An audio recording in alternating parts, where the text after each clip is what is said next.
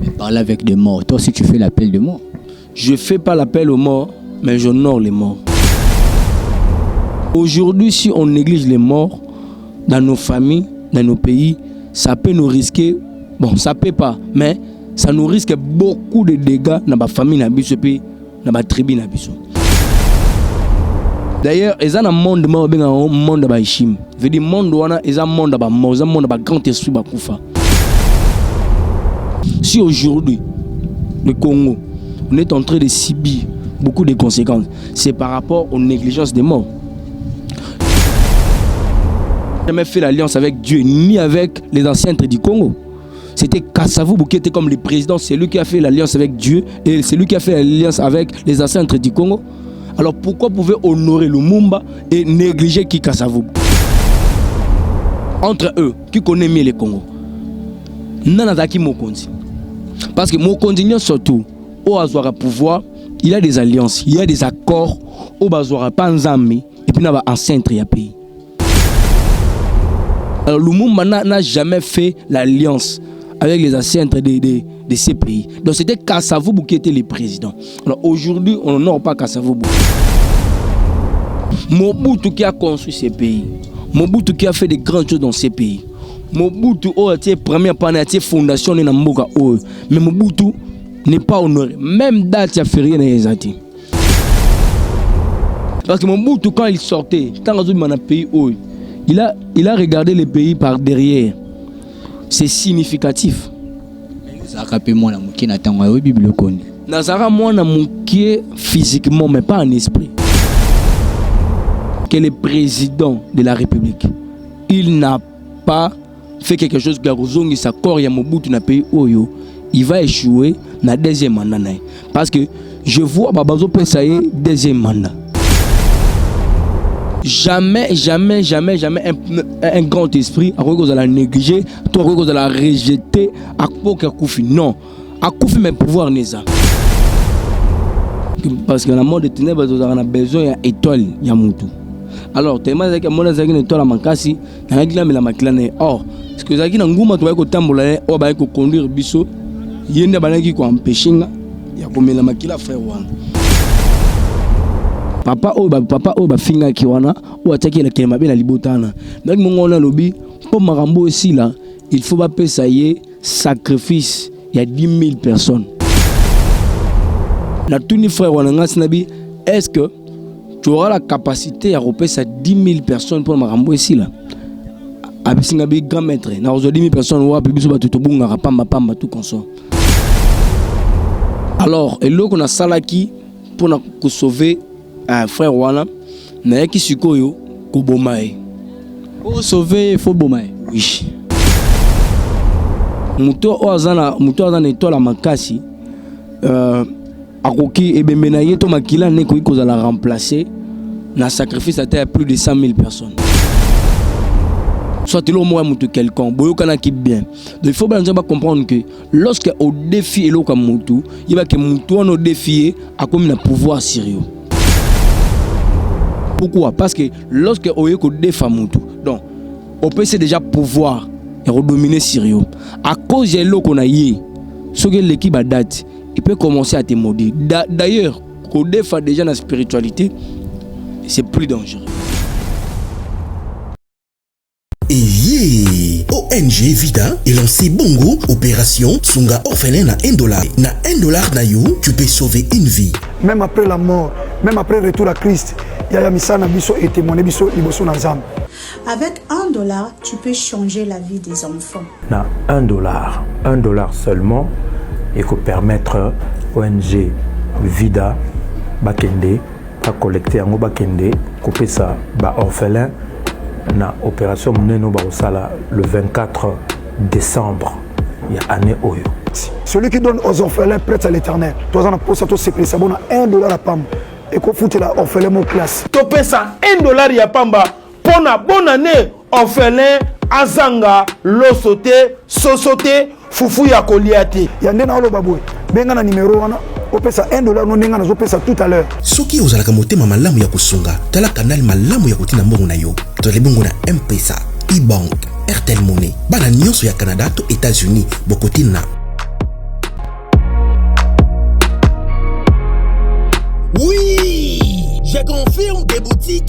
moko na République démocratique du Congo. Miss Lobotique a memeli biso poto na Kinshasa. Ah, merci mingi na maman Laura na ndenge o memeli biso poto na Kinshasa.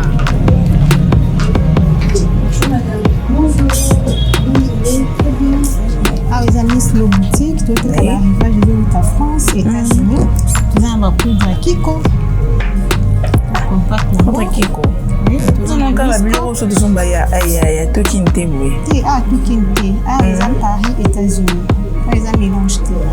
D'accord, la même différence tango parce que le réseau par Colibo, tu fois des tenus, tu vas pas me faire un style. Non, il n'y a pas de poudre ça à 48 heures.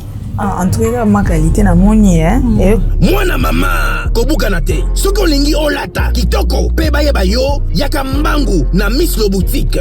Nengo okokuta basapatu bilamba ya basi, maquillage, mafuta, ba parfum pe biloko mususu. Te poto kiti na Kinshasa. Pour mon abiso ezali pas cité. Tozwami bongo na avenue Victoire numéro 5, commune de Kasavubu. Topo bengi biso na téléphone na plus 243 85 64 11 889 0033 78 33 03 749.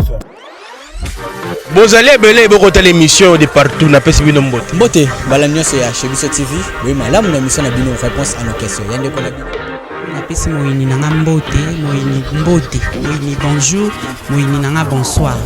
Mbote, balamio c'est chez Biso Télévision, très heureux de vous retrouver une fois de plus sur cette chaîne, la chaîne qui nous ressemble tous, chez Biso Télévision. Merci pour cette confiance et la fidélité. Vous ne cessez jamais, alors jamais de nous donner sur cette chaîne, la chaîne de référence, la chaîne qui nous ressemble, chez Biso Télévision. Ça me ressemble, ça te ressemble, ça nous ressemble tous, c'est ça on dit, une chaîne qui nous ressemble chez Biso Télévision.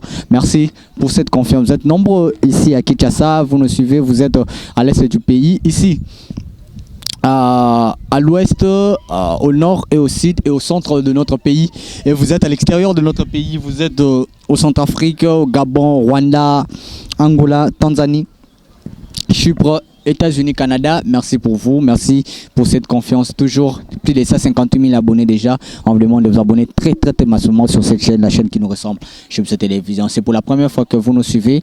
Là où c'est écrit en rouge, s'abonner, appuyez ou cliquez. Il y aura une cloche qui va sortir. Alors, pour avoir plus les informations sur cette chaîne, appuyez sur la cloche pour ne rater aucune de nos émissions en ligne. Merci à tous mes partenaires. Je salue SKS. Merci à toi. Merci à Dosilia Bala. Merci à Lévi Paï, merci. Lévi Paï, comme on le dit toujours, comme des gens à cour des grands. Merci à toi Lévi Paï, merci à Franco Mamba, Amour Mamba, merci à SB, la Louve Noire. Voilà. Aujourd'hui, on est là pour notre 15e partie de cette émission, ce témoignage avec le frère Michael Lengo, Michael Lengo. Donc aujourd'hui, on va continuer notre témoignage avec ses frères. Dans la 14e partie, tu le bel qui sur Tangubo qui n'est pas retrouvé place au Ndeko Oyoyo, le botané bandeko banara koli moi. Alors tant bon qui nanzela yé azaka compagnie nanguma, mais esprit ne komara na poso mais la makila. Est-ce que ndeko na mobile ya komara na lieu où fait basa la sacrifice wana pour que bakata hémorragie bandeko ne bandeko bunga to suke na ngwana. On va continuer et puis to yeba nini komaki siko tangu ba boti ya mwana wana to le baba koko na nyonso ba kinena batom ko bimisa bambongo et puis ndeko na ba que moni place sur sambongo na biso utara mwana libosoka il faut kendara et puis oyo ko hériter mbongo wana ezalo ko kodia il faut fanda kana liponga famille mbongo wana bimana mbona kata famille. Qu'est-ce qu'il devait faire? Est-ce que à Kataki Yango il fallait négocier? On va parler de ça et puis on va toucher quelques points des cimetières. C'est une émission témoignage et puis révélation. On va parler de ça avec le frère Michael Lengo. Voilà, merci à toute l'équipe de chez Biso Télévision, merci à Dinish, Eli ainsi qu'à Chris. Merci à vous pour ce beau travail. Malgré on est toujours là, on est fort. Je sais que Dieu sera au rendez-vous. Oh, merci à Chic Moukadi. Voilà, aujourd'hui je suis là avec le frère Michael. Je te dis bonjour. Bonjour frère. Bonne santé. Oui, Dieu fait grâce, ça va. Un mot, on a abonné la mission sur la 15e partie déjà. Et bien, il va participer confiance, il va participer matouille. Puis, il va zobika. Pour les autres, il va participer pour le coup, mon akolo. Frère Michael. Un mot, on a abonné sur la et puis, moi, témoignage qui est mouké, on a battu sur la d'accord. Merci beaucoup. On a fait Simbote, on a battu sur la Nakanga partout dans le monde. On a battu sur la Nakanga partout. Que Dieu vous bénisse. Donc, ndenge nalobaka témoignage oyo tosala to nabima en fait na TVT pour kobeta masolo moko boye qui n'a pas de sens makambo oyo toyebi te. Mais j'ai dit et je le redis toujours que nalobaka makambo oyo que je maîtrise. Donc on a été inspiré par Dieu au Salam Moussa Todo Sala Lelo et aujourd'hui Todo continue toujours comme ça par la grâce de Dieu. Donc il y a des gens aussi, il y a beaucoup de témoignages parce qu'on n'est pas venu ici pour faire notre publicité en fait. On est là pour donner notre témoignage et puis pour édifier Bananzam. Les gens qui doutent de ça, bato ba mona ke notre sala ka ba avanti, tant pis pour eux. Apporte pour la lobby, ceux qui le kutana nga ebi ki si muto e bongo si muto motema. Wapi mabe na ngai. Veut dire si pour vous que moi je mens, mais je vous dis que non, il y a des gens oyo banda ki na banda témoignage oyo, il y a des gens oyo ba bongo le mitema, il y a des gens oyo ba changer banzela ba tiki maramba mabe et belé plusieurs fois. Et je reçois ce genre de témoignages à plusieurs fois que Fofa Michael, tu vois, grâce à ton témoignage, j'ai laissé ça, je faisais ça, je faisais ça. Puis il y a beaucoup de sorciers que moi-même, nous conduire bango vers leur délivrance aujourd'hui par la grâce de Dieu. Donc, je ne suis pas ici pour faire ma publicité ou faire concurrence à mon mouvement quelconque. Vous, les gens qui me menacent par vos appels, par vos écrits, tout qu'on sort là, ou un tel là le barabara. Comment on menace? Bien sûr que oui. Bien sûr que oui. Je voulais vous dire que non, on a pour ça la publicité à Moutouté. Ce qui est un tel nabino, que son témoignage est vrai, gloire à Dieu, big up à lui. Si c'est pour moi et faux, big up à moi, gloire toujours à Dieu. Donc, ne m'amène pas na babilo ko ya ranking tout comme ça. Moi, je suis venu faire l'œuvre de Dieu et on fait tous l'œuvre de Dieu. Donc, c'est ce que je voulais dire. Sinon, je remercie tout le monde, tous les gens qui m'insultent. Je vous aime beaucoup, que Dieu vous bénisse. Voilà, Moïni Mbote, Moïni bonjour. En tout cas, voilà. Moi, je voulais dire déjà à la base, Tobandaka, il faut qu'on foute à rafraîchir l'émission. Après, tout le monde a commandé Yaki. Moi, j'ai dit d'accord. Le peu que je vais payer pour le frère Michael pour que le témoignage n'ait édifié Batebele. Même Namor n'a pas édifié Nango pour le témoignage qui tourne au yo. Azako copé Sarabiso. Alors, tous on a ce qu'on a témoignage. Ndekouana. Tangu. Pourquoi qu'il y a une anguma? Au moins, pour ça, mais la ramakila. Parce que y en a ba email ba no simba formaté nino ekomaki tango senga romeli makila. OK, en fait ndenge na lobaki kenga naza ki Black Panther veut dire présence ya ba humain na ko supporter en monter, il faut na dévorer au kaka. Donc ces frères là bien que aiki ko lukanga pour na solution au moins que naza ino na kati ya misala mabe ne bandeko ba ko disparaître bo pour rien. Avec le pour la solution à stopper la wana mais esprit nanga zo tinanga na lié parce que na mona que étoile à makasi parce que na monde de ténèbres on a besoin ya étoile ya mutu. Alors tellement que mona zaki étoile à makasi na ngila mela makilane or parce que zaki na nguma to ba ko tambola o ba ko conduire biso yende banaki ko empêcher ya ko mela makila frère wana. Alors lorsque tu aussi manandia to ba ko buneto mais c'est que notre comité na endroit notre comité na lié ici comme Ramon et Salama nguma na conduire biso tant nguma na conduire biso azongisi biso susuna na eloko asalaki na mai kuna abimi sur le monaye donc tu bani su comme na histoire ndenge elekaki na le monezo bimaona alors directement tant assisi alobino na tiki bino awa ngana zongi yo tant que maître yo sala ko cérémonie awa grand-père robima awa alobi maître robima awa comme ça sacrifice nyonso to osenga bino bosanini bo pesa. Alors, lorsque le coin est sala mingu manempe ko kende et si ko ngas ko tona comme France a servi mais que tellement ngumo nda ba ko protéger frère singis ko nga ne batike ye moko na salini na mena makila frère mais tellement to komaki déjà na lieu et singa ki siko na sala cérémonie. Alors na eko sa cérémonie grand-père abimité mais na eki mongongo ya grand-père wana papa oba finga ki wana ou attaquer la kema be la libotana donc mon na lobi pour marambo aussi là il faut pas payer sacrifice il y a 10 000 personnes donc 10 000 personnes. Dans un besoin de 10 000 personnes. Alors, na tout ni frère Wananga Sinabi, est-ce que tu auras la capacité à repérer ça 10 000 personnes pour Marambo ici là? Abisingabi grand maître. Na 10 000 personnes, ou abibiso batuto bunga pamba tout consort. 10 000 wana qu'est-ce que quartier mobimba? Oui. Alors, et là qu'on a salaki pour sauver un frère Wana, na qui sikoyo ko bomae. Pour sauver, il faut bomae. Oui.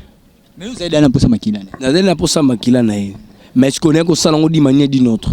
Na sens sinune parce que muto ozana étoile makasi akoki ebembe yeto makila ne ko kozala remplacer na sacrifice à plus de 100 000 personnes. Na mutumoko. Veut dire tellement azaki puissant na yeki kozwa na bomi pour que makila na ye et remplacer sacrifice à 10 000 personnes.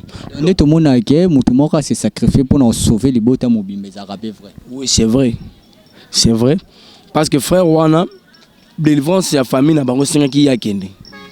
Si y a donc y a payé prix. Donc car y a monté une délivrance pour la famille, si y a mon sanini a payé prix pour la délivrance Wana pour que la famille sanini est bon. Et tant que y a frère Wana meli makila nae et si les familles peuvent bablo on y a surtout Wana et katanaki. Et tant bablo Wana et katani et sili alors ma rampe comme un collègue kanango bien. Siko côté kunape Koko wana abimaki oui voilà Koko wana abimi ay abandi ko solo na ngai ay bisinga lobi mwana po yo za makasi yongo moni na ndimi sacrifice pe na ndimi na samsa o na eloko o papa ona akufa kala ay bisinga lobi ne eloko o papa na sana ko jamais ko sala eloko wana parce que papa wana baba zayi lokola bato makasi na kati ya village donc eloko afingela ki papa ona zayi que donc azoka adefara biloko ya papa on po azongisa biloko ya papa on comme qui problème nda komi ko finga papa on tant osenga azosenga e mnyongo na e ende papa na tellement papa na zaki chef kuti mazaki muto bakisi alende skoyo atie bila kelmabe a modirie nde ba biloko na e kanga ye tina génération de génération na bango donc erreur zalaki ya papa wana na bato bazo ozimbongo mutu soit le mot à quelqu'un, boyokana qui bien. Donc il faut bien comprendre que lorsque au défi et l'autre mutu, il va que mutu on au défi a comme un pouvoir sérieux. Donc tant au défi l'autre mutu, na date au boyokana qui, ce qui date on a eleki, sans pour autant que au rembourser l'autre ou en ozwaki, il va que la personne a la capacité. Il y a qu'à utiliser l'esprit nayo, pendant la capacité, il y a qu'à éliminer même vie nayo. Pourquoi? Parce que lorsque on est des femmes, donc on peut déjà pouvoir et redominer Syrio. À cause de l'eau qu'on a eu, ce que l'équipe a date, il peut commencer à te maudire. D'ailleurs, quand on défend déjà la spiritualité, c'est plus dangereux. Donc, tant qu'on défie l'eau, on défie mbongo, on défie nini, c'est déjà plus dangereux. Parce que tant qu'on défend, il y a un acte spirituel mort salama. Il y a des alliances qui se fait. Non, pesanga autant, to pesanga bonheur, autant sur la date boy. Autant ça boy, autant pesanga. Oui, voilà. Déjà tant qu'on tient intérêt, puis na tient date boy, déjà tout ça les pactes na yo. Donc alliance c'est quoi, c'est toujours à la respecter. Bon. Mais lorsque quelqu'un n'a pas eu la capacité de respecter son alliance, veut dire au briser l'alliance. Donc c'est là malheur déjà dans la vie parce que la personne peut te faire bisala sala. Pourquoi? Pour nous on a. Donc voilà un peu. L'isolé zaki pour na bon. OK. Mais ndekwana akembeka. Pourquoi? Parce qu'il était très fort. Makane zaki makasi. Donc sacrifice à 10 000 personnes zaki impossible. Donc lui devait être remplacé dans sacrifice à 10 000 personnes. Donc c'était ça le problème ya famille on a. Alors pour nous on a histoire ya famille c'est la délivrance tous on a siko et pas ya ndeko oyo mwana wana na papa wana ninga komedia ko pola mbongo zobima tango siko ba kokwana ba bimi ba osola na oboete yango ne to suka ka partout na ba osola na oboete il faut yobe okufa lokola bango to kesko ko ouais lorsque to solina bango bazaki en fait bango bazaki ba grand esprit au monde na kata spiritualité. Depuis tant dans le monde à ténèbres, moi aussi j'étais un grand esprit. Les gens ne me parlaient pas comme ça facilement et d'autres esprits ne me consultaient pas facilement comme ça. Il y avait des principes, il y avait des lois au Nanaki Nango. Avant Moutaku Tanananga, devait d'abord respecter les principes parce que j'étais pas un n'importe qui. Donc bango pe bazalaki ba grand esprit, ils étaient puissants. Donc pendant que solana bango, tu ne peux pas aller comme ça au solana bango directement. Donc ba biso to traitaka à faire na ba physique té. Tu dois mourir pour osanini au traiter na biso. Alors, je suis rentré. Quand je suis rentré pour na sambela. Donc Ndesko Nzamba bisinga lobi, tu dois parler avec les morts. Prophète, tu dois aller parler. Na batouana ba kufa. Pour basa nini, qu'est-ce que tu peux faire pour un service ya et ba papa on a. Avec les morts, est-ce qu'il y a des relations entre les morts et les vivants? Bien sûr que oui. Il n'y a plus de relations entre les morts et les vivants. Qui a dit ça? Qui a dit ça? Mais s'il n'y a pas de relation entre les morts et les vivants, Jésus parlait avec les morts. Jésus-Christ, c'est notre Seigneur, notre Dieu. Il parlait avec les morts. Jésus parlait avec les morts. Il y a des morts où il y a Solana Baron. Toujours Élie, toujours Moïse. Nangomba. Lorsque Jésus montait à Kégosa à prière, même ma disciple Atiki a même ma lione Atiki ma disciple à côté il y a Matina Ngomba pour la nini à Matina Ngomba pour que à solo là na Moïse nanan. Alors ba mort de ba Élie message parce que Jésus devrait mourir. Donc Atiki na mikolo pembe ni pour akufa parce que tellement ayebi mystère ba morté. Il devrait être informé na ba bato aussi ba grand esprit aussi ba kufa. D'ailleurs ba esprit ba grand esprit linga honneur, il faut qu'on honorer ba. Nous avons une prière à Jésus lorsqu'il matin, donc il était à genoux. Veut dire, Jésus a honoré les morts. Il a honoré les morts. Il a fait aussi l'appel aux morts. Tant que Élie na Moïse babimi, parce que na bango ne ba mort ne ba mêler message. Ba bise non au kufa na Jérusalem. Parce que azalaki na mboka mususu. Ba bise au kufa na Jérusalem mikolono c'est cookie. Prépare-toi pour la mort. Il a pleuré Makila ne comme nini. Ne pardon, maman est mise bon Makila. Tu vois, il a parlé avec les morts. Donc aujourd'hui, les morts pas aujourd'hui, mais depuis lors, les morts ont toujours le pouvoir plus que Batou Baza vivant. Parler avec des morts. Toi aussi tu fais l'appel de mort. Je fais pas l'appel aux morts, mais j'honore les morts. C'est un médium alors. Je suis pas médium, mais j'étais médium. Si vous avez médium, mais à côté bateau négatif. Oui, parce que médium a capacité au un être physique à commis que sur na bakufa. Nazaki na capacité wana, na ko ipe ko chope isnacho esprit wana pe na cho capacité na ko na ebembe esprit mo ekufa na famille mino mo ko solana. Là attends, j'ai une carte misala wana. Donc mais en un instant, je fais pas l'appel aux morts parce que ba médium a bateau ba sala appel na ba mort. La famille beau na bengi na invoqué na kiti si ba kufa bando solo là. Mais moi je le fais pas encore. Donc moi j'honore les morts et puis n'a jusqu'au accès au solana ban parce que ce sont des grands esprits balingara nini balingara honneur. Aujourd'hui si on néglige les morts dans nos familles, dans nos pays, ça peut nous risquer, bon ça peut pas, mais ça nous risque beaucoup de dégâts dans ma famille na biso pe na ma tribu na biso.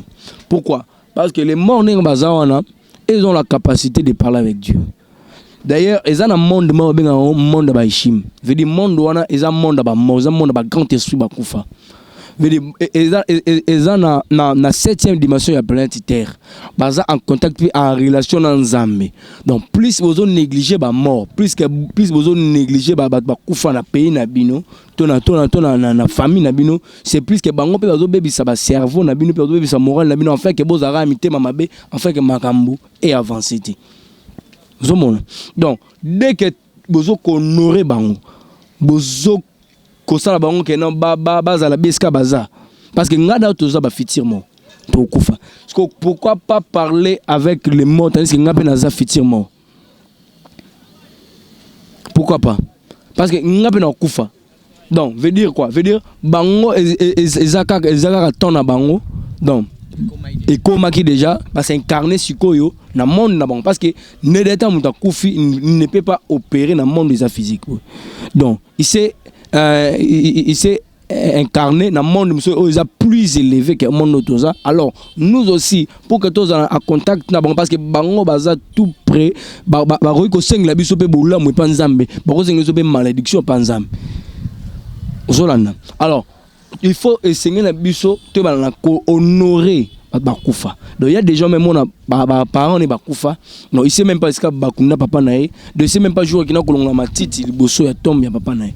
Alors après bon depuis papa akufa bon na marambesi ma sous moment ma sous parce que bino besoin honorer été bon peut se poiter depuis qu'il est mort bon négliger tandis que dans là il avait beaucoup plus de valeur parce qu'akufa bon négliger était parce qu'il est mort. Non, donc vous avez oublié que non, il a le pouvoir de parler avec Dieu, il a le pouvoir au sein de la vie de maman là mais pas dans mes puis si aujourd'hui le Congo on est en train de subir beaucoup de conséquences, c'est par rapport aux négligences des morts. Les pays comme le Congo ici, en la normalité des choses, on est un pays puissant.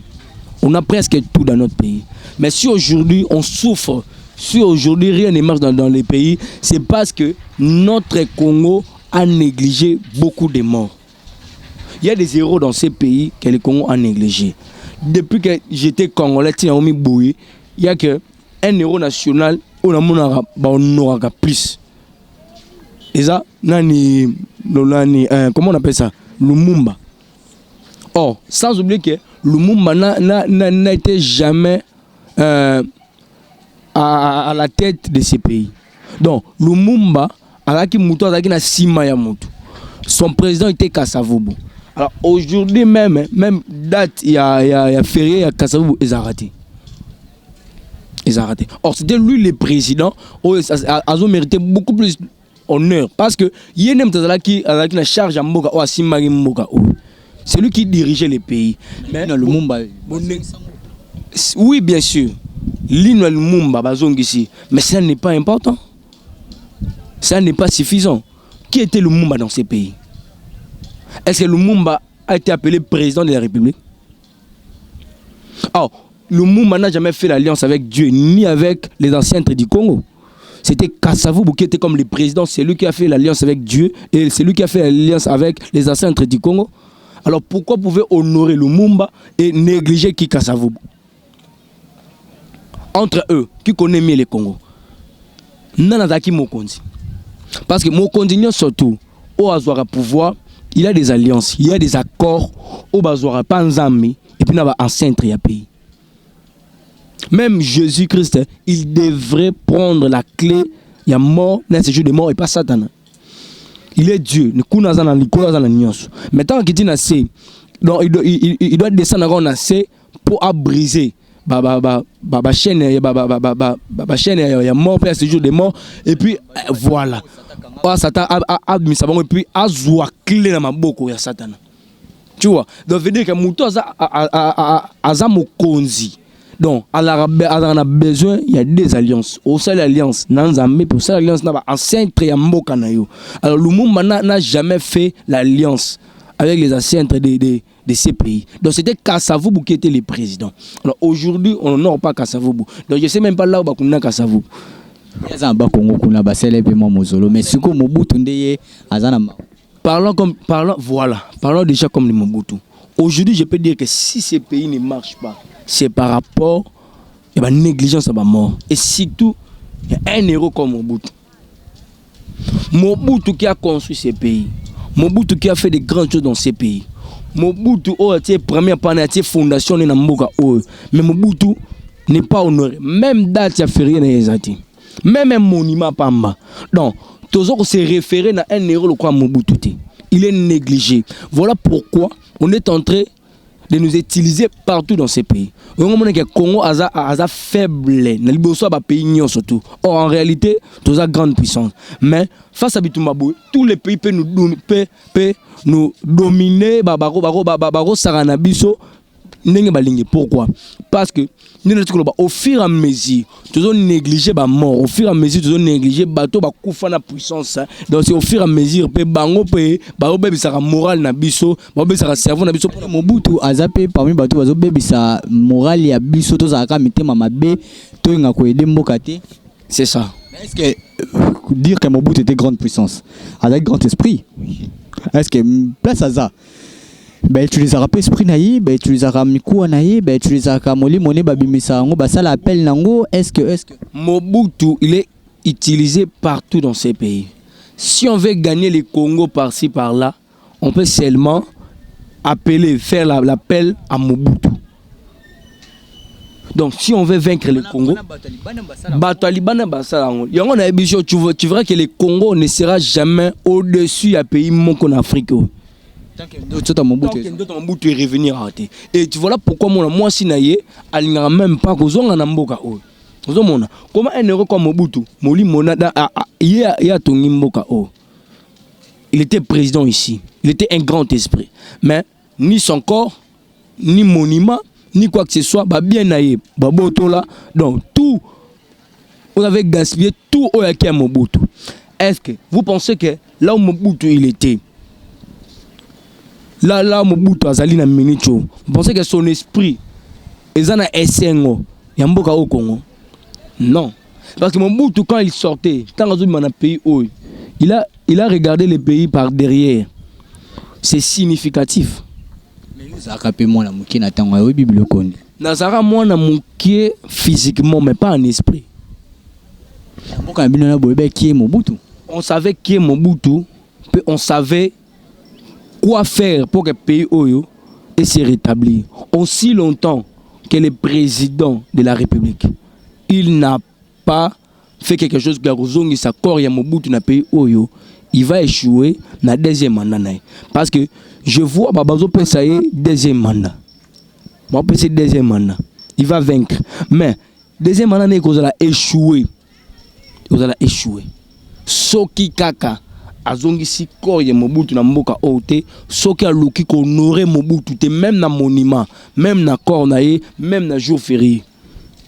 Parce que l'esprit ya Mobutu a utilisé jusqu'à présent, ba utiliser Mobutu. Corps na ye ba utiliser rango. Ben tu vas battre banda to biso. Banda ba utiliser rango. Pourquoi? Parce que biso to négliger bango ba zoya na valeur. Kuna na Maroc ba tongeli tombe mais awa to na monument ni moroté. To se référer pas na Mobutu. Aujourd'hui si on veut parler à famille Mobutu, bazara pu.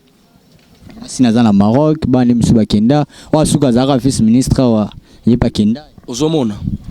Même sa famille est négligée. Même sa famille est négligée. Même sa famille est négligée. Alors, tout ça, donc si le pays ne marche pas, aujourd'hui, on peut faire tout. Beaucoup sambela, beaucoup de président, beaucoup de surtout. Mais ce qui a Mobutu zongité, je fais l'appel à président de la République. Ce qui a Mobutu zongité, donc rien ne va marcher. Mais parlons aussi des autres personnes. Parce que Kimbangu Bonoraye. Kimbangi c'était Bonora, Kimbangu lui aussi grand esprit. Mais Batwakindapi na tombe na ko ça appel. Na Kambakuna. Tozi ne papa na biso Aidi na bala. Grand esprit aussi. Mais combien de pasteurs a mis tout le monde a bon là Yango na ebisio que bango ça la appel. Bango basala ba appel te. Il faut honorer les morts. Quand tu fais l'appel, oui. Quand tu fais l'appel aux morts, là, au dérouté, au moins que ça, on dit manière d'une autre. Mais quelqu'un qui est la divinité, il ne peut pas faire l'appel. Oui, moi je sais qu'il y a beaucoup de gens, il y a beaucoup de grands hommes, eux-mêmes, si pendant bango, na tombe, il y a papa qui a dit Nabal. Na fou quand même ça prière. Ils appellent avec honorer papa, on a un pouvoir et pas papa parce que ce papa là, il était un grand esprit avec un pouvoir. Alors pouvoir azala ki nango wana akufi mais pouvoir ekufarate. Ozolana mokonzi akufarate. Il a akufi mais bokondineza et puis tellement il était un grand esprit, il a la capacité il a coupé son nion surtout au azala ki nango. Ozolana Élisée est mort mais miku wana se couché bembe. Est-ce que vous comprenez? Quelqu'un qui est mort, mais quoi? Et bien, tout cas, mon corps est saini, et c'est quoi? Pourquoi? Donc, parce qu'Élisée était un grand esprit. Parce qu'il était puissant, il était un grand prophète. Donc, jamais un grand esprit à quoi vous allez négliger, toi vous allez rejeter à quoi Koufi. Non, à Koufi mais pouvoir neza. Il y a des pasteurs éminents au bakina na tomba jusqu'à présent. Bakina na tomba papa, ils sont nombreux, tout autant bakuma batute. Ils sont nombreux. Bakina na tomba papa, on a besoin senga pouvoir, besoin senga stabilité ministère, besoin senga foule, besoin senga mambelé. Et puis même des musiciens chrétiens, même des musiciens profonds. Tu penses pas que Bakina pas Kufa? Pourquoi musicien ba peut cette condition ya robima na Mutakufa? Mutakufa na pouvoir, frère Brad. Faut pas jouer avec les mots. Mutakufa na pouvoir. Lorsque ba peut si mutu condition bima na Mutakufa. Donc c'est plus que mutu mina maman na. Bah tant mina Mutakufa veut dire pouvoir nyo surtout aux anango poser au pesa milayo. Bah si pendant musicien moko chrétien. Na se pense que ça vous na ebembe. Na mutu kana e. A uti ko longole bembe na mort a ki ne wapi avant que coucher na prince Kassavou. Pourquoi a que coucher musicien chrétien je dis bien a que coucher na. Pourquoi? Parce que on a besoin de succès, on a besoin de pouvoir. Mutakufa ko besoin de succès, mutakufa ko besoin de pouvoir, mutakufa ko besoin de reine. Parce que yé na dimension aza plus élevé, aza tout près dans Nzambe, aza tout près dans ba grand esprit.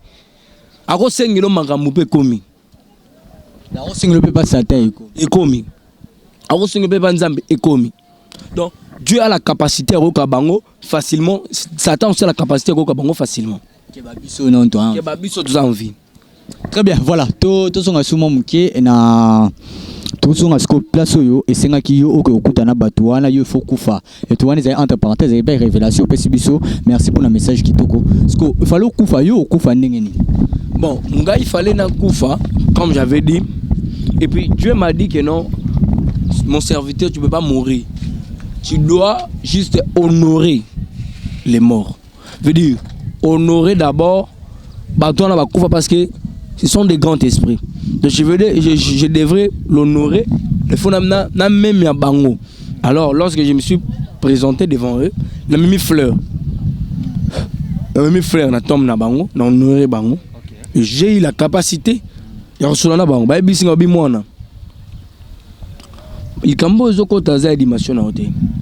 n'a pas voulu te parler parce que qui valeur n'a sauté. Mais quand tu nous as honoré, tu as reconnu notre valeur. Nous te faisons action sur la nabiso aujourd'hui. Mais il n'y a pas que nous, on a besoin de la famille. Au moment où on a besoin parce que on a besoin de la famille. Donc, ils ont besoin de Tiawana et sans de la rabiso mbongo. Alors, pour mbongo et si la famille, ils ont les lots moko. Les lots yo lingosang. Donc, moi na oyo koko na biso to bomaki pourquoi? To bomie parce que na famille dans l'alliance to sacrifier la première année. Et bandi les lotés biso ne te bi alliance to sacrifier la première année. Si ko ndenge za boyi. Tellement qu'on a biso à la grande puissance. To sacrifier pour to masuna mbongo belé makasi na famille. Alors, ceux qui te disent que shit soit mbongo et si la famille moli maman ne peut na kimia soit moi nazo souffrir kaka. Il famille m'azana mbongo. Ce que dis-moi, est-ce que on peut accepter que toute une famille bakufa pauvre que mutu moko akeka pour famille mazana mbongo? On peut accepter ça? Comprendre le te yo pour na yo de papa na tuni yo soit famille comme baboula moi nana azwa paix éternel ou soit moi nana atika la bongo le roi bango bala muka chaque butu ba ke na tika mbongo na ndako wana alors kazo lela mais famille zaka na mbongo na voilà question à tuni wa question à tuni nga yo répondre yo mo non répondre na question là est-ce que yo bongo na eso nzamba pambola na bongo na te eza question à tuni na bongo na te na répondre. Moi que bateau bazaba oui commentaire mutu moi comment ka au dans la chambre mususu ya otanga natanga ki ango nzamba pa molesi kaza apa bola bino mbale kasi toza clair to lobi bo hein ozwa la solution na likambo wana ti papa nazo solution et si là déjà et si là nango olobaka nini place bon et là ko na lobaki hein ngala tuninga mutuna comme solo ngala salaki et ko mama be so nazwa idée ya bato hein idée na yo ya yo ne bazolanda biso donc veut dire mutu moko boy akufa na famille comme mutu wana yende mutu étoile nezo be na mbongo ebele na famille so mutu wana akufi so mutu wana apemi na kimia bino mbongo nyonso sili na famille botikali ba pauvre. Or siko mutu siko comment toute génération toute dans famille nyonso kaka ba souffrir pour la mutu moko papa. Mais oyebi ke papa na ntango okufa mwana ne ya mibale nde akozwa so mwana ya mibale na ntango obota mwana liboso okufa liso wana alliance te nga na uti na source toyebela nde source awa kuna na rasusu te kuna nga azonga na source na tentation na papa wana te ata oyo ya osele source akifisa mwana liboso te même tika ya mwana eza nini source esengi nini source esengi mwana wana fa souffrir parce que mwana wana amatisi to ya mbongo ya famille so mwana na lali baliance bébé parce que c'était comme ça depuis bakoko na bango. Donc c'était comme ça. Parce que comment Nathalie service temps babi singa bongo. Je suis rentré. De commencer à réfléchir ngabi oh. Mais comment mutu moko Karaboye de famille m'a souffrir. C'est quoi ça? Pour la yemoko. Ah bah c'est quoi? Quel est le fait là? Ah bah non bien. Ah bah souffrir. Pour la mutu moko.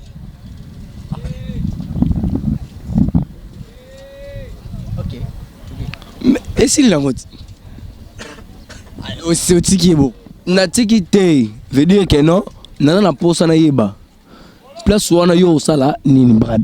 Te ngada pasteur. Na tunis ko bat ba olanda biso. Ngana bi ngana salaki. Ngapene faut appeler éternel. Yo faut appeler éternel. OK, ce que famille tire na ngobotire ba pauvre bino nyo na famille. Mais pas appeler éternel. Ba appeler éternel libéra. La Bible a dit la terre il a donné ça au fils des hommes. Les cieux et les cieux de l'éternel, mais la terre de nos fils de l'homme. Oh, bon, malalo la terre. Kuna nzembo na nzembo comme sanzam. Oh, lia Nicolas. En tout cas, non, bah, tu vas répondre. Oui. Sur suite, tu aurais bah, on rara. Tu aurais bah, suite. Mais bah, tu vas répondre. Quand tu as senti coupable, on a salaki. Mais je pense que j'avais fait quelque chose de bien. Maintenant, quand on répond, ça bat. Ça me moi le Bélaron. Non, bino ka réponse à Batou, papa Brad. Voilà, ça l'est fini pour aujourd'hui. On va continuer l'émission prochainement. On a 16e partie. Nettoyer, est-ce que moi, on a un paix éternel. Toi, tu as un lieu du tourment éternel. Famille, tu as un mbongo. Alors, tu vas laisser à partir. Les cieux et les cieux de l'éternel. La terre, il a donné son fils de l'homme. Nalo la runa ozwani. Ozwani le ozate ke mona ke memboka Batou. Ampa ya faut comme ça kolomboka. Mais babi ane to ba lekinze. Ah, le kinzela te. Tant que ça mokili a lobby. Après si Adam. Oh, nous faisons yo pe sango kombo. Fais tout. Hein? Mais biso tu dois ba descendre Adam. On se retrouve prochainement pour un nouveau numéro. Alors merci beaucoup à toute l'équipe. Numéro de téléphone, abonnez sur aussi le Boko Holanda. Plus 243 080 plus 243 pardon 81 055 19 74 plus 243 81 055 19 74. Si c'est la première fois, écris-moi au fait un ou deux, je vais répondre. Voilà, merci beaucoup à tout le monde. Au Basile Boko Holanda. On se retrouve prochainement pour un nouveau numéro. Restez toujours connectés sur cette chaîne, la chaîne qui nous ressemble tous. Chez Télévision. Après moi ici, c'est Chic Moukadi. Restez toujours connectés. Au revoir. Et yeah, ONG Vida est lancé Bongo, opération Sunga orphelin à $1. Na $1 na you, tu peux sauver une vie. Même après la mort, même après le retour à Christ, Yaya Misana Biso et témoigné Biso Liboso Nazam. Avec $1, tu peux changer la vie des enfants. Na $1 seulement, et peut permettre ONG Vida Bakende à collecter en Bakende, couper ça ba orphelin na opération Mneno Barosala le 24 décembre. Il y a année Oyo. Celui qui donne aux orphelins prête à l'éternel. Toi, on a posé tout ce prix, ça bon $1 à Pam. Et qu'on fout la orphelin mon classe. Tu payes ça $1 à Pamba. Pour la bonne année, orphelin, Azanga, Losote, Sosote, Fufu ya Koliate. Yande na olo baboué. Benga na numéro wana. On paye ça $1 non nenga na zo paye ça tout à l'heure. Soki ozalaka motema malamu ya kosunga, tala canal malamu ya kotina mbongo na yo. Tole bongo na M-Pesa, E-Bank, Airtel Money. Bana nyonso ya Canada to États-Unis, bokotina. Oui, je confirme des boutiques Boutique etikala moko na République démocratique du Congo. Miss Lo Boutique amemeli biso poto na Kinshasa. Ah, merci mingi na Maman Laura na ndenge omemeli biso poto na Kinshasa.